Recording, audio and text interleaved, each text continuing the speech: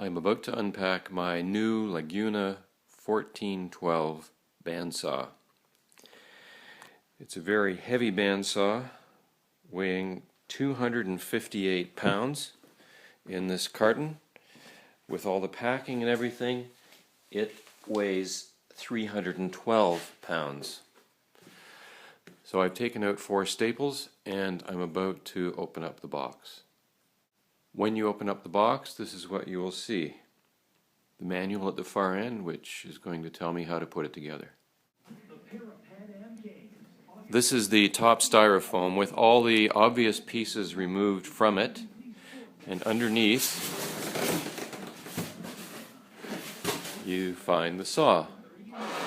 And the instructions make it very clear that 2 people are required to remove the saw because it is very heavy, and then in addition to that, it must be supported when being set up, at least 8 inches, and particularly the motor. Here's what you will find in the top styrofoam. You'll find the fence, a wheel, some hardware, the bar that holds the fence and its attachments, 2 of the panels for the base, as well as the table. Here you can see it supported. I have it supported on some heavy, dense styrofoam and pieces of wood. And the motor side is particularly supported as well. Otherwise it would fall over. I'm going to put the base on now. This is what you see in the box after removing the saw, and the rest of the pieces are located under the styrofoam. I found it easier to tip the box upright and then turn it upside down and let these other parts in the styrofoam fall out protected. So these are the cabinet pieces, and as well at the bottom you'll see in the cardboard box is the optional mobility kit. So the mobility kit, you can see, comes with a back bracket with the foot pedal and spring mechanism, as well as the single wheel at the front and the double wheel assembly at the back. So here are the contents of the first hardware bag, plus the T-handle, 8 bolts and washers at the top left to put the stand together, and the large 4 bolts to attach the stand to the saw, and the feet with their washers on the top right. A 12mm wrench works best for the small bolts.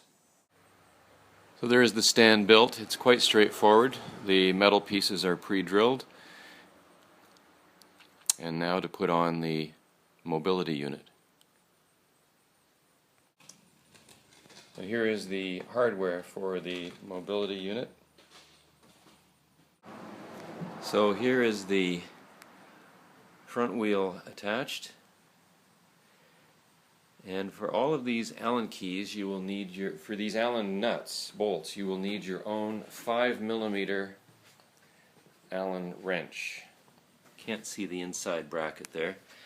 And here is the back wheels as they are attached, level with the edge, the bracket level with the edge of the bottom. You will also need a 3/4 inch or a 19mm wrench to tighten this nut on the wheel. As you can see, I have now installed the 2 feet, which are the only ones required when using the mobility unit. Now it's a matter of turning this upside right and attaching the saw to it. So I was able to put the trunnion bolts through myself, but it would be easier with a second person. The ratchet handle at the bottom is a bit tricky to get started because the bolt turns as you put the ratchet on. But as you can see, there's a little button here. When you press this button in, the ratchet is released, and you can use that mechanism, pull this down, and turn this knurled knob to tighten it onto the bolt until it gets to the point where you can use the ratchet itself. Here is the vertical height adjustment knob. To attach the handle to that, you will need again a 14mm wrench, and the Allen key that you need to tighten it is a 3mm Allen key. And there it is attached to the front of the saw. And when attaching the rule to the side, you're going to need an 8mm wrench to put on these little screws. This is not exactly clear in the manual, but I believe that this is correct, that the bolt goes through the large hole in the fence support, then into the spacer. So as you can see, the fence support bar is attached, and this piece which holds the fence slides on the end.